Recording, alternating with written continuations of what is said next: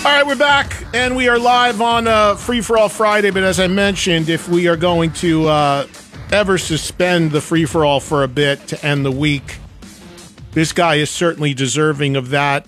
And he has a phenomenal new album out that is a long time in the making and is officially out now, called Child Within the Man. We welcome to Trunk Nation our good buddy and longtime listener, Mr. Sebastian Bach. Baz, congratulations. Hello from the world of rock. I know this is a big day now, for you, man. I have this Spider-Man shirt where he's pointing at himself. So am I calling the world of rock, or are you calling the world of rock? I think we're calling each other. I think we're both. We have both been consumed by the world of rock our whole life, right? I love that. Every time you say that, I laugh. It's a big world of rock. Yes, indeed. Well, thank you for the kind words, Eddie. Your opinion means a lot to me, and I'm really overwhelmed right now. Like, there's so much going on right now, and tonight is also the first show of the U.S. tour, and we're doing like 40 shows in the USA. And I just got emailed the first edit of the video for Freedom starring Eddie Trunk. I know. Well, I mentioned that, and I don't know if I can talk about it or what I look like in it. I know we can't post the photos or anything yet. I haven't, but it's all going to happen to you. It's all coming. It's all. I haven't even had time to watch it. I just got the edit, so it's really, really heavy. Oh my Lord! It's like a avalanche of the world of rock. All right, listen, let me start here. So let's start here. You have been playing me parts of this record for a few years now, and I know, and you've been on this show many times since this record was actually done, and you've had to do everything you could do to bite your tongue about it because the record got hung up and a label change and all of that. So this has got to feel great to finally be able to let this thing out there to the world and finally be able to talk to people about it. But tell the audience when you started making this record and what happened between now and then, now that it's out. Well, the way I make records is I'm always collecting like ideas for lyrics and pretty much titles all the time. I love a good title, and that gives me a concept for the rest of the lyrics. And then, I have a lot of guitar playing friends, and I did a record called Give 'Em Hell like 10 years ago. I can't believe it's 10 years ago. But that was made with a guy named Devin Bronson, who I hooked up with through Duff McKagan. And he said, dude, this guy has these killer riffs, man. And so it's that simple. It really is that simple. And Devin started giving me riffs, and then Steve Stevens gave me some riffs, and this is my second record in a row with Steve Stevens. And then John 5 came in, and this is my third record in a row with John 5. This isn't a brand new thing. This is 15 years of me and him putting out music together. And he's the guy that I co-wrote the new song Freedom with, that you're in the video with. And then my wife Suzanne is friends with Orianthi, and she said, hey, Sebastian's doing some record, putting together some demos. And she sent me a killer riff, and we made a song together. And then there's so much to tell. It's just ridiculous. It's ridiculous. So then Elvis Baskette comes in the picture, and I had been talking to Elvis Baskette since the Angel Down record. We were on the phone for that album, talking about working together. I was also on the phone with Zeus for that album, and then I picked Roy Z because of Halford Resurrection. Like that was a pretty good album. So I went with Roy Z, but I've been talking to Elvis since back then about doing a record. And then during the pandemic, I'm in my hot tub drinking wine, listening to you. And then I hear, no matter what the distance is, I will be with you, Wolfgang Van Halen song, and it really fucking hit me. Like, you know how sometimes music does that. I was like, what the heck is this?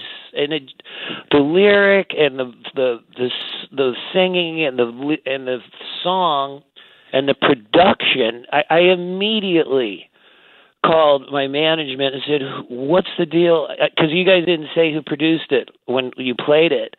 And they go, that's Elvis Basquet. And I go, get the fuck out of here. And then I jammed with Slash at the Whiskey. I think it was Lemmy's last birthday party, or it was a special event. And while we were on stage, Slash yells at me. He's like, hey, you doing a new record? Like, this is on stage. I go, yeah, Elvis Basquet. He's gonna give me like a '70s sound, and Slash yells at me, you fucking better believe he will, man. That's fucking. We're like having a conversation on stage in the show about Elvis, and Slash is like, you better fucking believe he'll give you that, and that's exactly what I want. And that's exactly what I got. Thank you very much, Elvis Basquet. So you can talk now, Eddie. well, Elvis, I love Elvis's work, and I'm a huge Alter Bridge fan, and he's like practically the fifth member of that band. He's done everything but their first record, and Mark Tremonti and all that stuff he does with them. And I know he works out of Orlando, and he has a studio there. So you went to South Florida to make this? Or to not South Florida, Central Florida. Yes, and I was talking about the songwriters on the record and the collaborators. Oops, I forgot one. There's this guy named Miles Kennedy. Maybe you've heard of him. who co-wrote your first single? He co-wrote the first single, right? What Do I Got to Lose? Pardon me? Yeah, What Do I Got to Lose is and he also co-wrote. He co-wrote the last song on the record, which is the Sebastian Bach ballad on the record. Don't worry, I fucking got you, people. To Live Again. But anyway, so Elvis goes, hey, man, everybody knows you're in my studio working together, and everybody wants to come meet you and get a picture. And I go, what are you talking about? He goes, Mark Tremonti, Miles Kennedy, Seven Dust, they all want to come and hang out and fucking, and I'm like, okay, like I don't even really know these people. They're like, and then there's like, Mark Tremonti wants to know, you want some riffs and shit? I go, fine, yeah. And then Elvis goes, Miles Kennedy wants to know, do you want to hear some of his ideas? I go, I'd be a fucking idiot to not want to, like, and I gotta say this, I've done 1 billion interviews, and I haven't read this headline anywhere yet, on all the millions and millions of headlines. I just want to say thank you.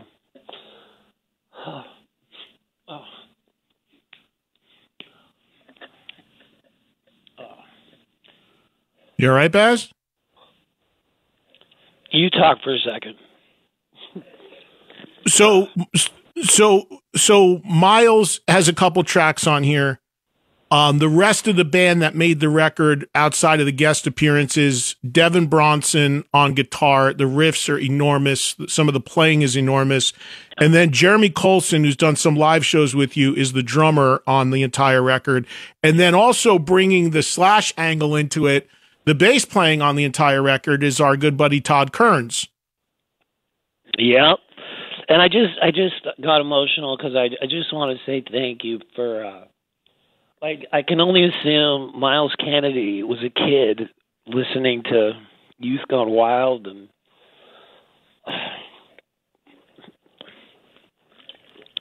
for him to pay me back like this is so fucking heavy. That's He's like serious payback. That's a serious payback in the world of rock. Did he tell you that, Baz? Did you and Miles talk about that? No, he didn't. But I can only assume. That's why he would do that, and it's just crazy. It's like he's an amazing guy. He's a great guy. He's also a friend, and he is an amazing talent and singer, and just a really, really good person too. And I think the stuff you did with him on this record is fantastic. Look, there's something else I want to bring up on this record that I think is really important, and this is about you. I mean, not only is your voice still beyond belief, but the other thing about this record, and correct me if I'm wrong, is this the first record in your career where, and you know me, I'm a geek reading credits and all of that, where you wrote all the lyrics on this record pretty much, didn't you? Yes, I did. But, that just kind of happens. Like, songwriting to me, I have to feel a song. So if somebody presents me with a song like I Remember You, that's done. Next. That's done. I don't need to change one thing in that song. Like, I feel it. But, some people will say, "Oh, you didn't write that song." I go, well, "What the fuck? You want me to go fuck with it when it's already perfect? Like what is that logic, But I've always been a songwriter, and on Slave to the Grind, I co-wrote 5 of 12 songs, and on Subhuman Race 6 or 7. And I'm always trying to create rock. I'm a serious rock fan. So, I've written a lot on Angel Down, Give Him Hell, Kicking and Screaming, but this one, I wrote all of the lyrics and most of the melodies and some of the music. But that's just because I had so long to work on it. And what I do is I make a playlist on my phone of demos that I like, and I go running, and I turn that playlist over years of time into a record, and that's how I do it. And then all the lyrics and titles that I collect, I've always been such a fan of Halford, how he, like a song like Desert Plains sounds like he's riding on the desert plains, and Solar Angels sounds like aliens coming down to rock. I don't know. I've always been fascinated. How you know what I'm saying? Like, heading out to the highway, he's heading out to the highway. like the perfect words for that music. So I just match it all up, and that's how. And it takes a long time. And I write about what's going on around me. Like, how can you not? The song Everybody Bleeds, I wrote about losing my house in Jersey to a hurricane. And then also moving to California and getting evacuated 2 years out of 3 for fires. It turns out, Eddie, Vegas is the safest place to live. Who would have thought? Like, how did that happen? Exactly. Well, I've been to your house there. Like, you live in a nice place. Like 120 degrees. Nothing happened here. Like, exactly. It's fine. So we keep the AC on a couple months. Big deal. Exactly. It gets windy every once in a while. It's all good. So Baz, talk about so you make the record in Florida. The core recording of the record is done with Devin Bronson on guitar, Kearns on bass, Jeremy Colson on drums, and then you've got these guest spots. You pull all this great material together. You've got these outside contributors, and then you're about to get ready to tee up the record, and then what happens? Your record label changes, right? Oh, God, you're making me... Yeah.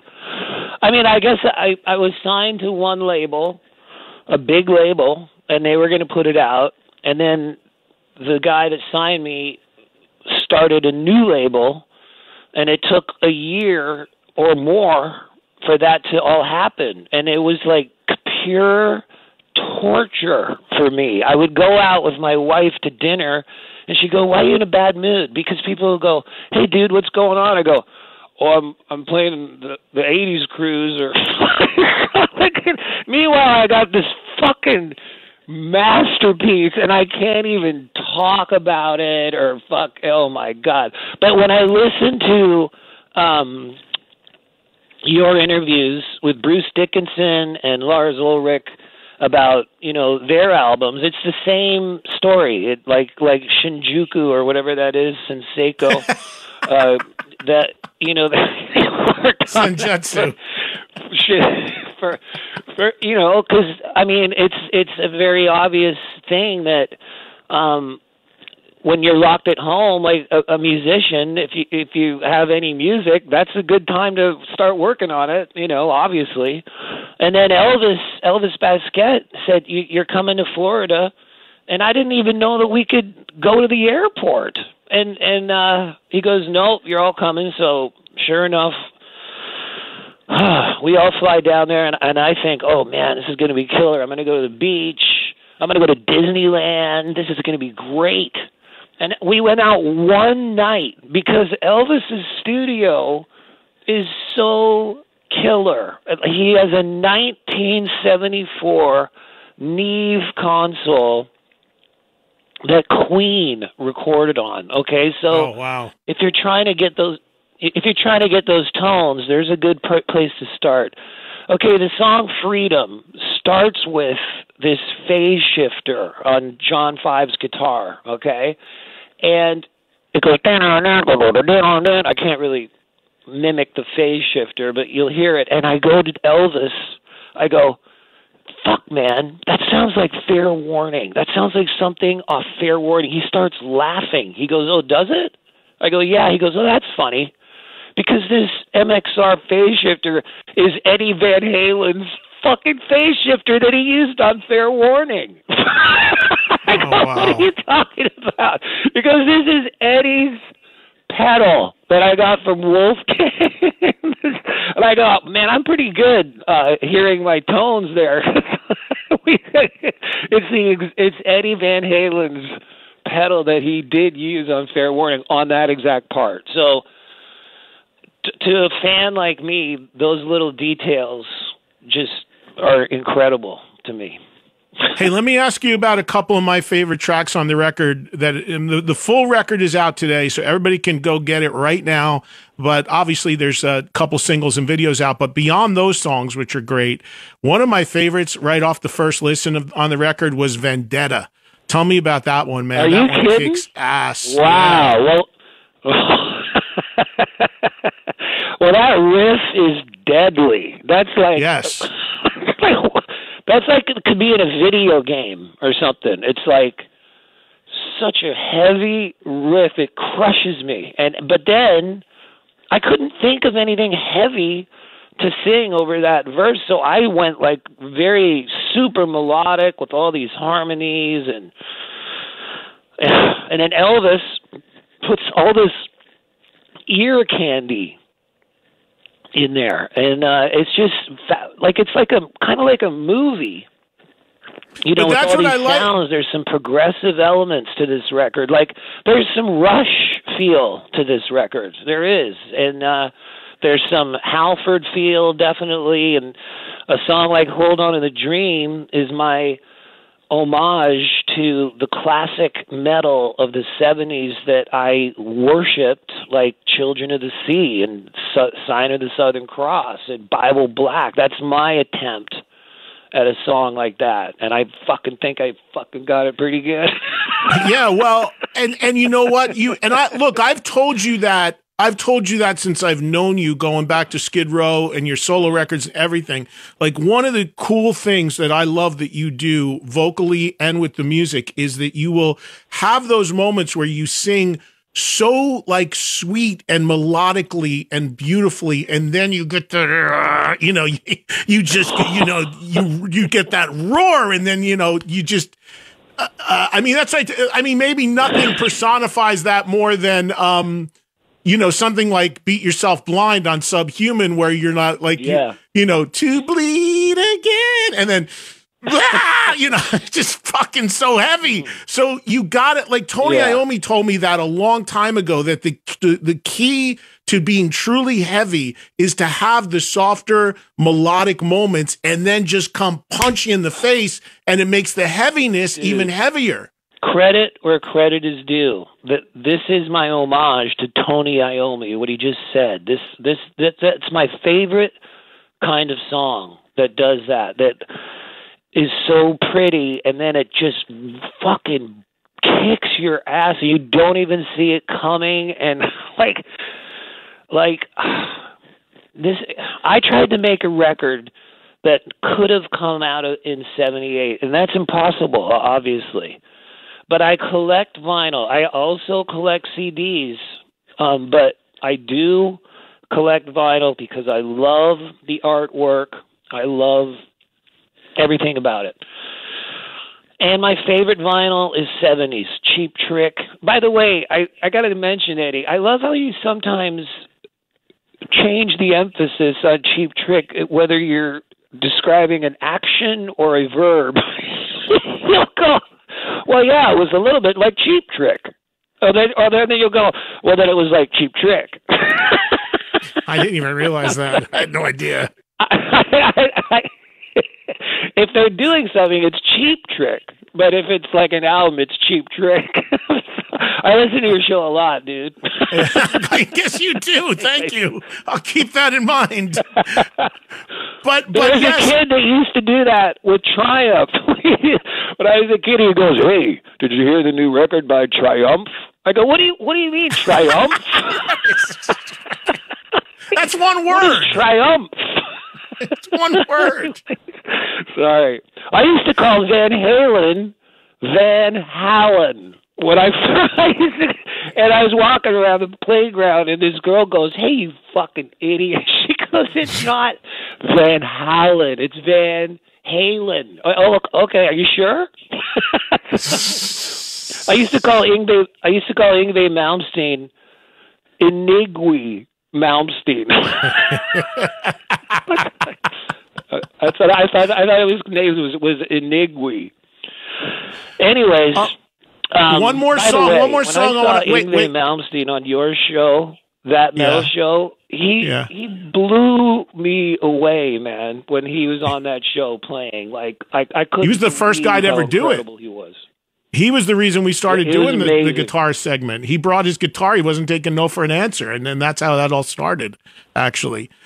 Hey, there's this, speaking of guitar playing, there's a song on this record called About to Break, which I also love. And the guitar solo, that's Devin on that track, right? I mean, that is such a beautiful melody and tone in that solo that the playing is so tasty.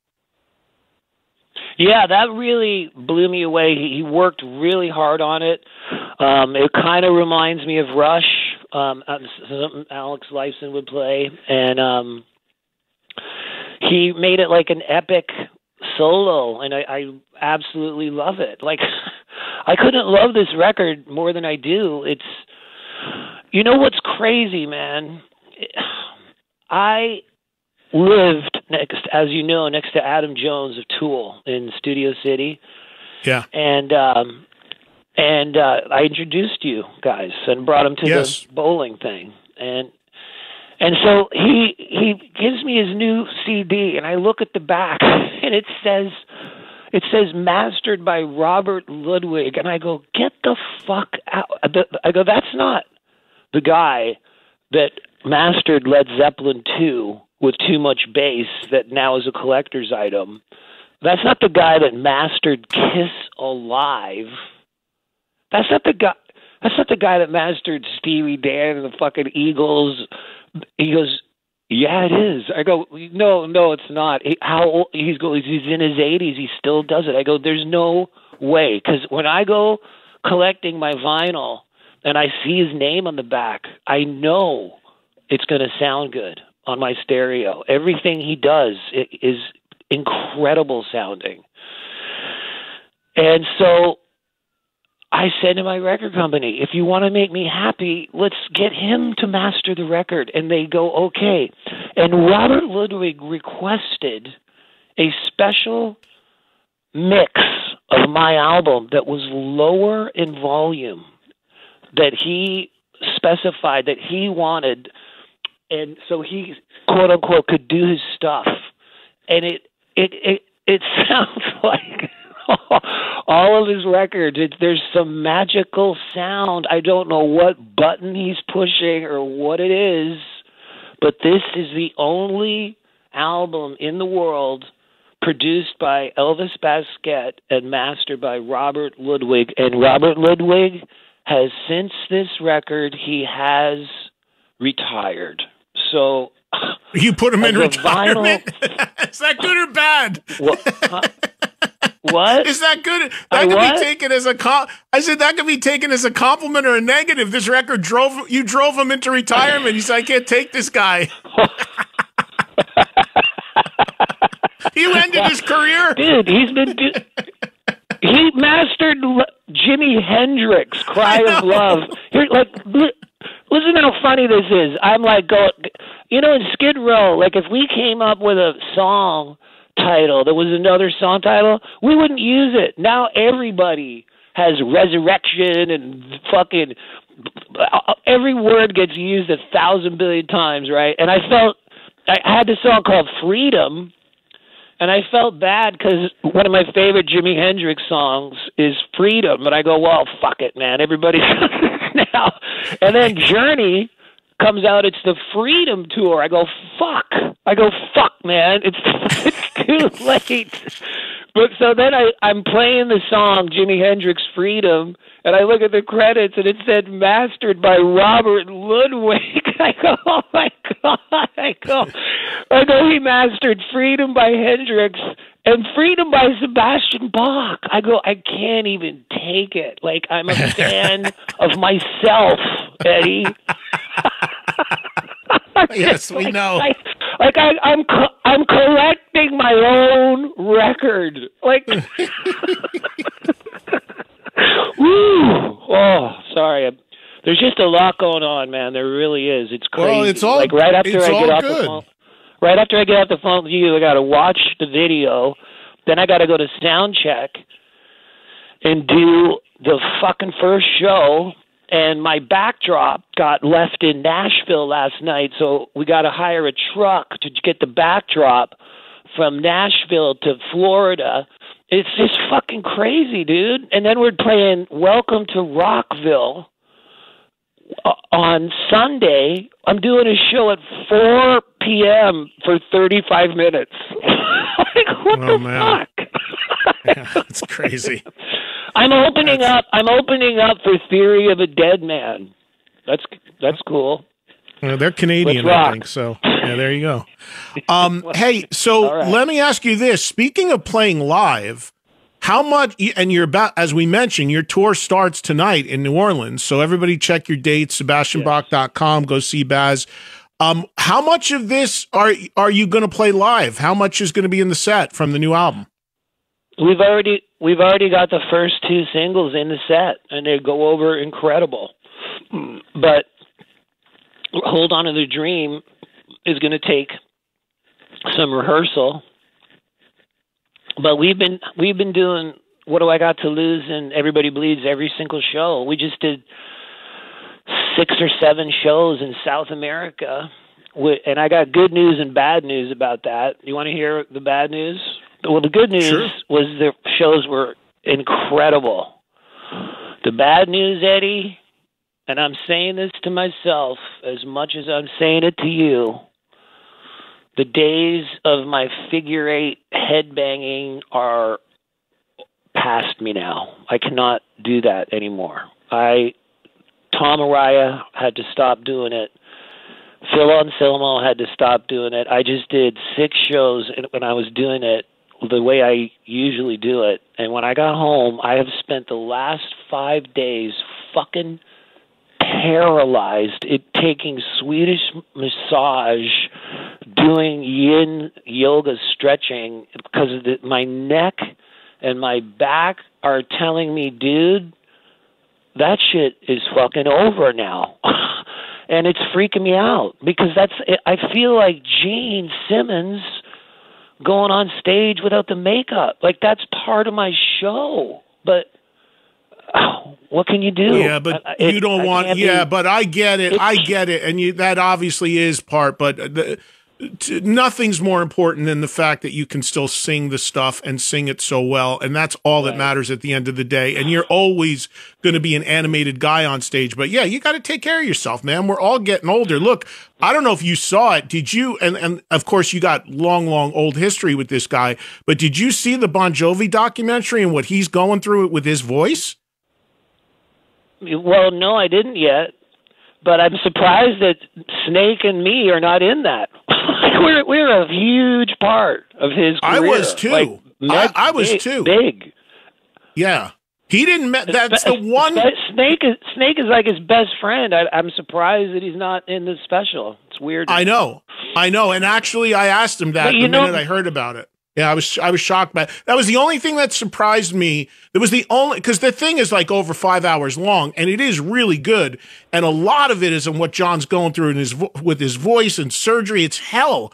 But the thing is that the thing that was left out was him starting his record label, and then the alignment with you guys and with Cinderella and all that. None of that's in there, but that's really the only thing that wasn't in. But yeah, you're right. Snake went to high school with the guy. I thought he'd be in there. He's not. Yeah. Well, but I might be wrong about this, but the last... Huh? I said, I might be wrong about this, but the last movie I saw... Fuck. Go ahead. Okay. The last video that I saw, movie, documentary of Bon Jovi, he was chain smoking cigarettes the whole time. And I go, what? When did he start doing that? I smoke a joint here and there, but I've never smoked a cigarette in my life. And there's this thing called vaping, dude. Like fucking. Hopefully he's not smoking still. Just as a singer, I don't know. Would say, dude, maybe stop doing that. Maybe. Well, yeah, you don't see him smoking in the doc, but obviously that's crazy if that's the case. But yeah, he has something really serious going on there, and it's crazy. My point was, so even if you don't have to, if you can't headbang like you used to, bottom line is when you open your mouth, you still got your voice. When you see what that guy's going through, and he's only 5-6 years older than you. I mean, it's amazing. So the fact that you still got your pipes, which you can hear loud and clear on this record, is a blessing. Hey, one last thing on the record, Baz. Also, the headbanging with my neck being paralyzed, it makes it harder to sing. Like I'm trying to fucking get in these positions, and I'm going, fuck this headbanging shit. Fuck this. Like I'm not doing this anymore. It's not helping me. It's hurting me. So I'm very sorry to everybody. But you can watch me do it one last time in the Everybody Bleeds video. I've got 40 fucking shows to do, and I'm not going to be paralyzed after the first night. So just letting you all know. Sorry to be a bummer, but yeah, the voice is killer, and the record. There's notes on this record that I didn't know I could still hit, like in the song "Hold On to the Dream," where the verse is going, that one right there. Like I go, I think I can, but I did, and it was like joyous. I'm looking at Elvis, going, "Holy fuck! Listen to this shit!" Like we're laughing. And I have all these techniques that I've known for years, like if there's a note that's hard for you to hit. My very first vocal coach said, Sebastian, if there's a note that's hard for you to hit, right when you're hitting it, bend your fucking knees. I go, what? So right at that note, I'm singing it, and I just go, I bend my knees down, and out comes a note. She said, because it takes your mind off. You're not overthinking it. Now your knees are involved, and I go, that's fucking crazy. Like there's all these weird techniques that singers know that work, kind of.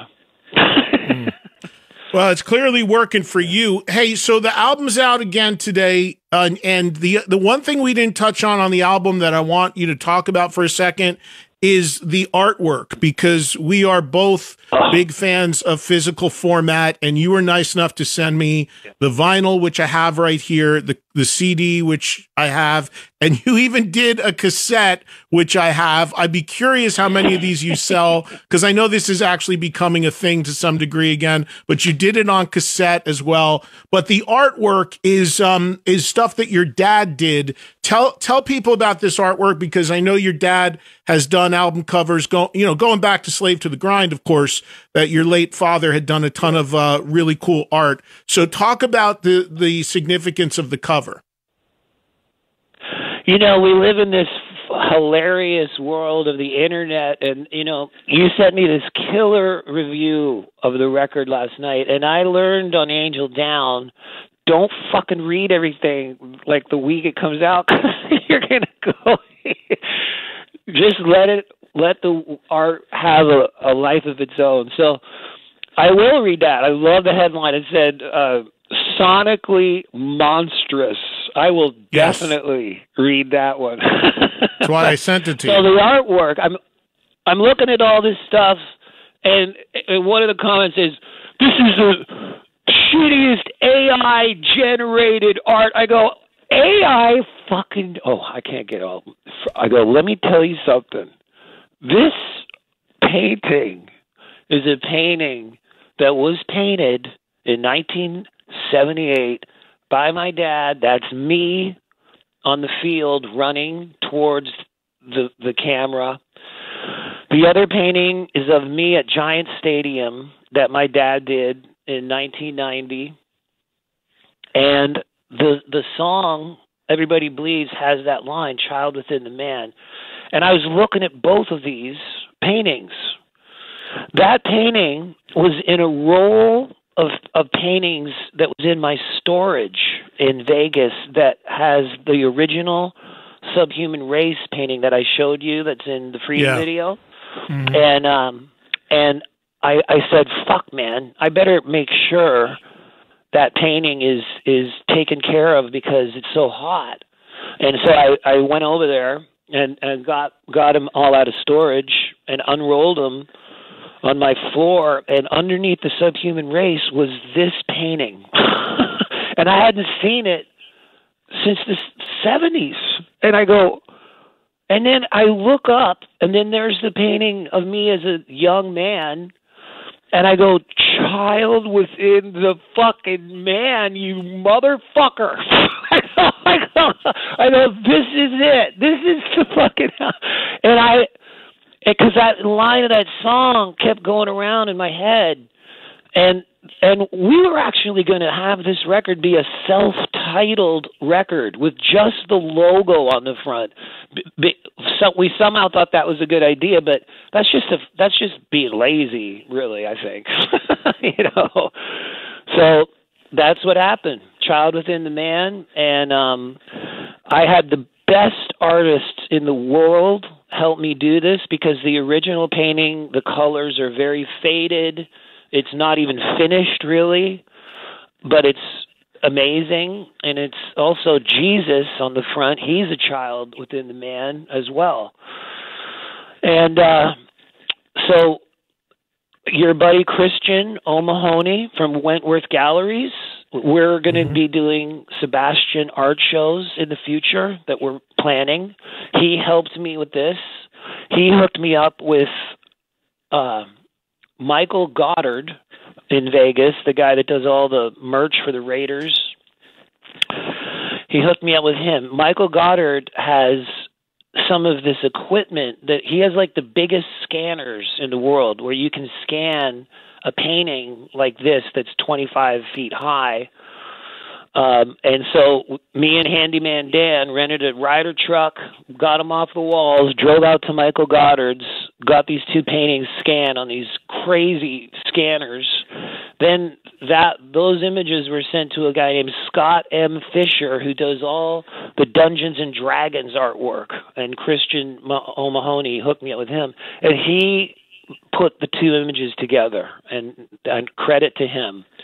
And then the guy that shoots these videos, Jim Louveau, takes these incredible photos, and he did the picture on the back. But you know what, Eddie? The reason this whole record is more successful than my others is because I have a whole team of people helping me. You can't just do it with your chick in your basement on a fucking fax machine.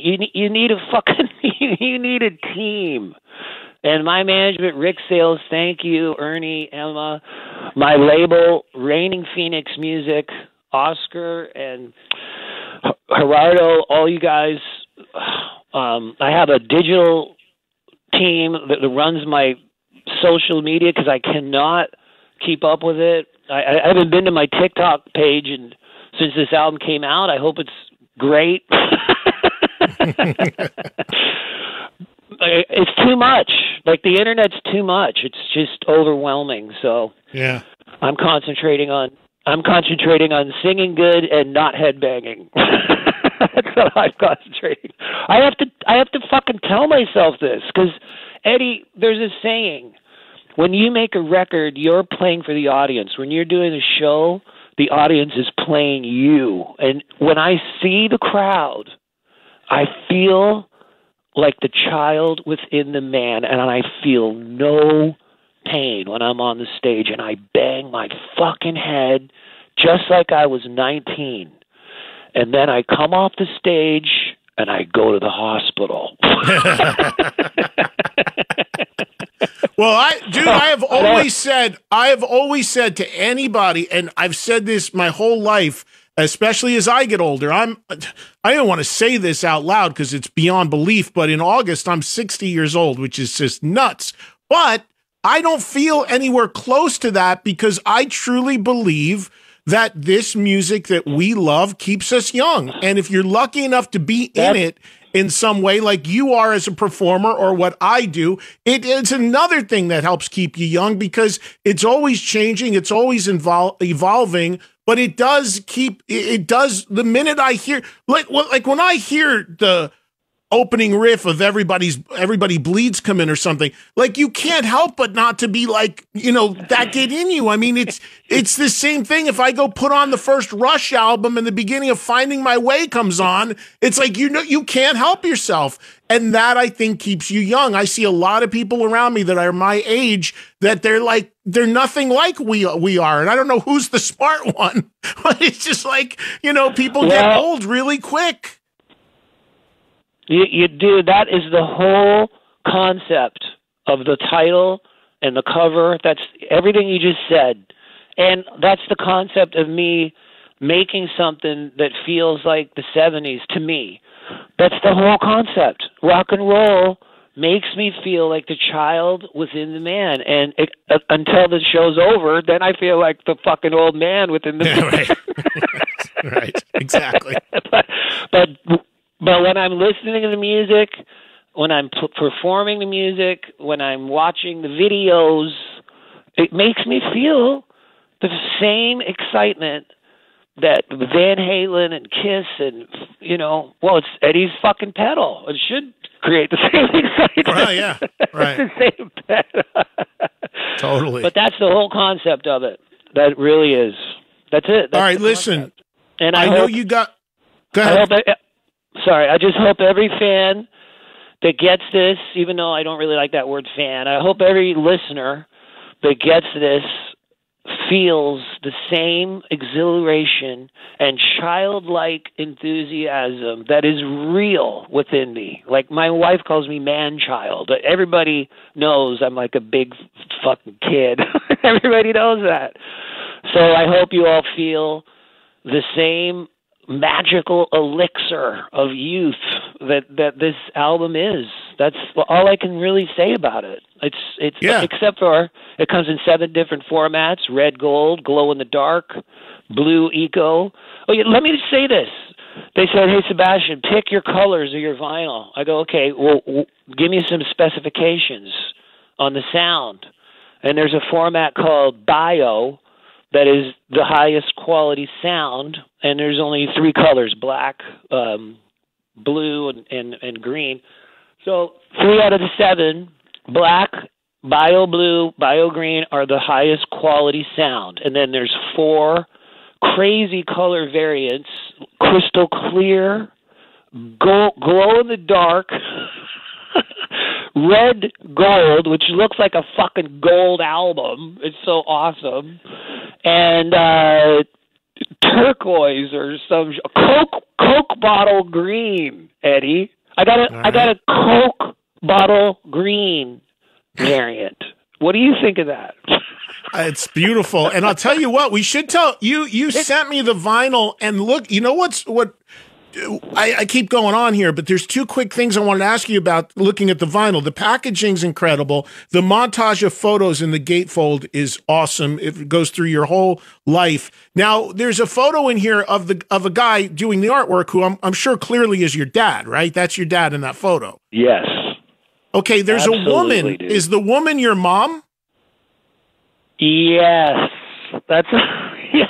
It's child within the man and the woman. That's my mom on the beach in 1972 or 71. And if you look close, there's a baby in the picture, and that's me. Yeah, wow. And that's my dad painting the album cover in 1978. And then in the CD, if you look at the last page, my dad painting this cover was on the cover of the local newspaper in 78, and we put the newspaper clipping in the CD packaging. Like it's all. I really worked hard on this. I really did. Yeah, I'm seeing it. I'm looking at it right now. I mean, all of it, the packaging's really, really cool. And I appreciate that so much because I don't care what your trip is, vinyl, cassette, CD, whatever. I just love having music physically, and it's just the way to do it because you can dive in on all of this stuff and go through the booklets and pull all this stuff out. All right, listen, I know you got a ton to do here. Go ahead. The point you always make is why I collect. Nobody can take it away from you. Like you own it forever. That's by far the best part of it to me. Yeah, and Wolfgang Van Halen was on with me a few months ago, and when we asked him why you can't, people said, why can't you stream a different kind of truth that's caught up in all sorts of like bullshit? But if you have it for life. Nobody can take it away from you. Nobody can delete it off a streaming service. I happen to have a different kind of truth in 180-gram red vinyl with a silver embossed cover. What do you think of that? It's pretty cool. Pretty cool. I love how you go. Nobody cares about the direct-to-tape master marketing mixing. Fucking nobody fucking. Well, they don't. The man, you do, audiophiles do, but the general schmuck driving around has no friggin' clue what it even means to master a record. I've talked to people about that. Well, so we do, but the general public doesn't. Here's the real reality of, and you touch upon this all the time. The new remasters that come out in the year 2023, they look pretty and everything. They cost a lot of money. If you put on the new version that just came out of Permanent Waves, and then you put on the original 70s version in mint condition, there's no fucking It's like the ones that are made in the 70s were made through that technology for vinyl. The ones that are made now are made through digital, and it just comes out different. You know what I can show you in my living room. It's like unreal. Anyways, we're getting really geeky now.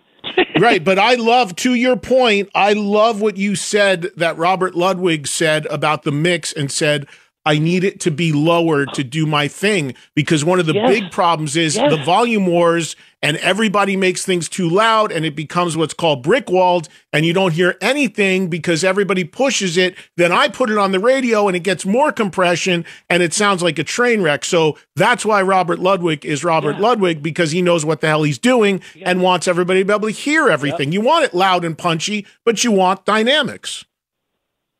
And when you listen to a song, What Do I Got to Lose, you can hear what we're talking about.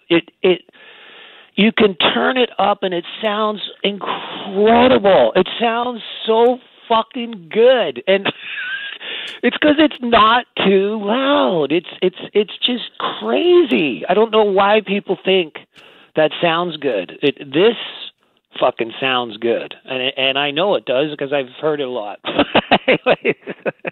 All right, listen. We're going to end the show. By the way, we're going to play "Freedom" in its entirety today to end the show in a little bit. So we never play full songs. Yes, we are going to give it the full treatment. But listen, last thing, and I'm going to let you go because.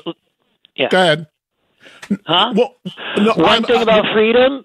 Freedom is everybody knows that I love cowbell.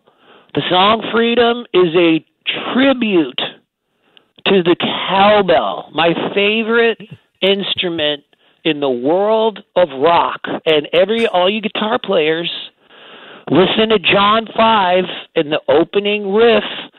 Play through Edward Van Halen's pedal that he used on Fair Warning. How's about that? Let's fire that up. All right. Well, we're going to do it when we end the show in about 20 minutes. We'll end like that. But here's I got to ask you this. You can answer however you want. I wouldn't be doing my job if I didn't. We know Skid Row needs a singer. Has there been any dialogue? There's been a lot of dialogue of me and Rob Affuso. Rob Affuso and me are in all these videos together, and he's in Freedom too. This is reality. I found out something at the very last Kiss show that I did not know before the very last Kiss show, and it's a major piece of miscommunication, and I need to communicate with those guys because there's been something that happened that is not accurate. I can't tell you what it is, but the whole narrative of they don't like me and I'm too crazy is complete bullshit. It's not true. There's been attempts to get us going again. So I'm so focused on this album and this tour that I haven't had time to think about that. I can just tell the world that there's a good chance that'll happen because there's no fucking reason not to. Because right now, why it hasn't happened is a miscommunication. That's all I can say. There's a miscommunication. That's all I can tell you. So are you working to clear that miscommunication up, and you are clearly, for the record, you are open and willing to do it, right? I play with everybody in the world. I'm in Kings of Chaos. I'm in Royal Machines. I got 25 guys in my band. There's no reason why I can't play with them. So, but here's the thing. I only have so much energy. At the age of 56, like right now, I'm trying to talk as softly as I can because I have 3 nights in a row. I don't have the fucking energy. I'm trying. I'm giving as much as I can. I need to write a thoughtful email clearing up a miscommunication, but I have to make sure it's the perfect fucking email and I don't say anything wrong or make any jokes or fucking. So I just don't have the energy to do that right now, but I know I need to do that. I just got a lot on my plate right now, and I'm concentrating on content, not form. The logo and the form, that's one thing. The content is the music, and I got a new record that I think is the best I've ever put out. And you know, everybody says that, but I think with Elvis Baskett, Robert Ludwig, and the musicians, I do feel it's the best. So what else can I do? Yeah, well, no. All right. Well, look, I hope you write that letter, whatever you have to clear up. And, you know, because the reason I ask that is because, you know how many people call me or say to me, man, Sebastian should just get it together and go back to Skid Row at some point. And I always tell them, no, Sebastian's on record saying he wants to do it and would do it. But I just wanted to confirm that right now that they once again need a singer. If all worked out and you get through your cycle for your record, you, for the record, are willing and open and desiring of doing it, right? I would love to do it. I have dreams about doing it. I have a recurring fucking nightmare where Skid Row reunites and I go to the gig and I forget my in-ears. And I go, I'm backstage and the whole arena is packed and Rachel and Snake. I go, fuck you guys, fuck, I gotta go back to the hotel. I forgot my fucking in-ears. And I'm in the Uber and I'm fucking racing and the whole reunion's happening. I gotta get my fucking in-ears and I can't get the hotel key. So let's analyze that. Let's analyze that shit right there that goes on in my head. And then I have these other dreams where we do a reunion show and nothing happens. We just play and then we walk off and we're like, right on. And there's no fighting. There's no drama. We just do a show and there's no like fighting or drama. And I told this to Rob. He's laughing. He's like, imagine that. Fucking imagine that. He's like, well, just do a fucking show. Right. Like, it's funny, these dreams I have. But the in-ear one is real. Like, I'm constantly on the road. I have an air tag in my fucking in-ears. That's how... For people who don't know what Sebastian's talking about, the in-ears are monitors that you wear to hear yourself, as opposed to a stage volume and wedges and monitors on the stage. Everybody's seen singers or musicians wear these ear things when they play. That's their return. That's their feed. And I'm surprised an old school guy like you isn't on stage monitors and wedges, but you love your ears, so whatever works for you. Well, you know, Eddie, to get those high notes, there's two things I got to do. I can't push too hard on the low notes, and on the road, I cannot go too dirty and gravelly. I have to go as clean as I can, and I've learned this over the years. And when we were recording the vocals for Child Within the Man, I told this to Elvis. I go, dude, when I'm on the road, I try to sing as clean as I can, as much as I can, because if I go too dirty, it's hard to go clean again. And he's shaking his head. He goes, well, on this album, you're going to go fucking dirty. I go, I just explained this to you. He goes, I want to hear the Sebastian Bach on Slave to the Grind record is what I want to hear. I go, okay, well, fuck singing clean. Like, well, Baz, I know we got to. I don't. Huh? Dude, I know we got to end, but I got to ask you this too, because as a singer, when you watch the Bon Jovi doc, it's funny because he's sitting there listening to the playback of the original vocal when he recorded Living on a Prayer. And he's hearing how high he's singing and he's laughing. He's listening now and he's laughing and he's shaking his head. He goes, there is no way I should have done that then. And he goes, there is no way a 63-year-old guy can do that now. And, you know, there's that old adage, because it's like, do you worry when you're making a record, you're doing it in the studio, that you're painting yourself into a corner? Because now for the next 30, 40 years, you got to hit, you know, the end of I Remember You. You got to hit these notes. People expect that, and everybody gets older. There's no shame in it. But do you ever think about that, even when you're making a new record like this, saying, oh, shit, I got to go out and do this now at 56 years old for the next 10 years or whatever? I don't believe that you do have to hit every note that you hit on a record. I don't think a record is the same art form at all as doing a live performance. I think doing a live performance is a communal gathering of rock fans that love rock, and we're all out to have a good time. The last thing I'm going to do is stand there. Well, I take that back. Maybe I will just fucking stand there now. Maybe I will. Fuck. I'm still going to move around as much as I can without paralyzing myself. But the last thing I want to do is stand there like I'm recording a record while I'm on stage doing a show. It's completely different art form.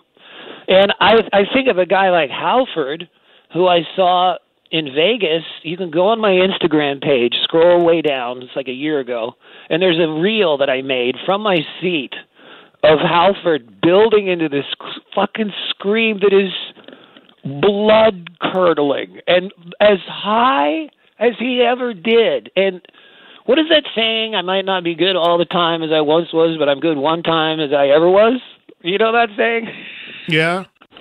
Like maybe Halford doesn't do that the whole set, but he fucking does it a couple times, and to me that's worth the price of admission. Well, that's exactly what Bon Jovi says, something like that in this doc when you watch it, because he's like, look, I can't be 100% of what I was when I did that no matter what. I, at this age, can maybe be 80% of that. He goes, but if I'm going to go on the road, I need to be 100% of the 80%. So that's kind of the same thing. Right. Yeah, so that's the idea.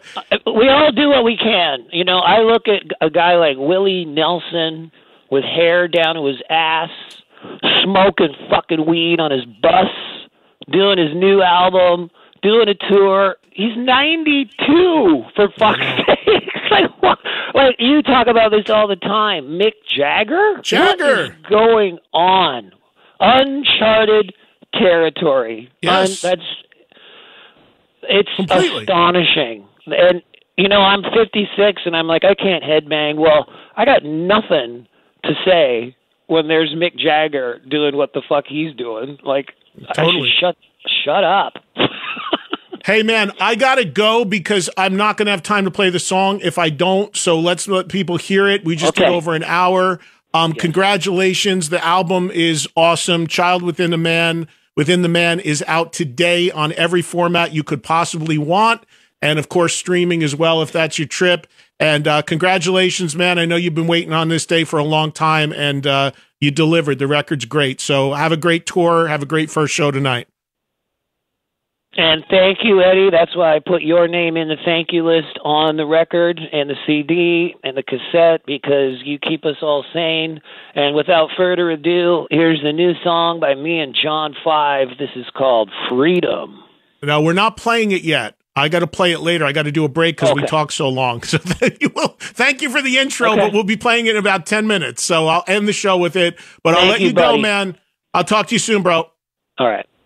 Bye-bye. Love you, dude. Thank you. Thank you, AJ. Bye-bye. Thank you, guys. See you. Bye-bye. There he goes, Sebastian Bach. An hour and 6 minutes straight. Awesome. He's just like, man, he just lives it and breathes it. And I got so much appreciation for that. At the end of the day, man, we're just all fans. And that guy is as big as a fan as it gets. But I'm not shitting you. I am not hyping you. I am not saying this if I didn't believe it. This record is a motherfucker. This is a really good record sonically. The material, his singing, the production, the mastering, everything. It really, I mean, this is, he's put out, I don't know, this is probably like his 5th solo record. This thing is really killer. I'll also say it's a candidate right now. I mean, we're only in May, but it's absolutely a candidate for album of the year when it comes to hard rock, no doubt.